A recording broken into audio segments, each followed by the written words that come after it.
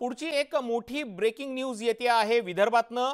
यवतमाळ वाशिम लोकसभा मतदारसंघाच्या संदर्भातली ही मोठी ब्रेकिंग न्यूज आहे। यवतमाळ वाशिम लोकसभा मतदारसंघातले वंचित बहुजन आघाडीचे उमेदवार होते अभिजित राठोड यांचा उमेदवारी अर्ज रद्द झालेला आहे। अर्जात त्रुटी असल्यामुळे हा अर्ज रद्द झालाय। वंचितला मोठा फटका बसणार आहे। अधिक माहिती जाणून घेऊयात। आपले प्रतिनिधी भास्कर मेहरे आपल्या सोबत जोडले गेलेले आहेत।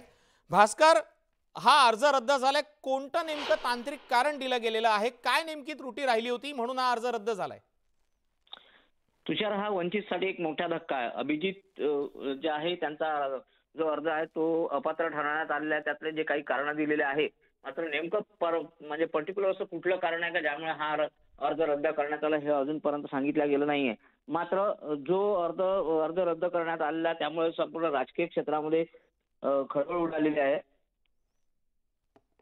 आपण पाहतो आहोत की वंचितच्या उमेदवाराचा अर्ज त्रुटी असल्यामुळे रद्द झालेला आहे।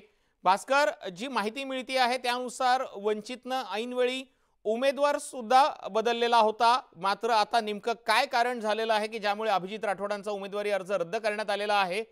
भास्कर मेहरे यांच्याशी आपला संपर्क तुटलेला आहे।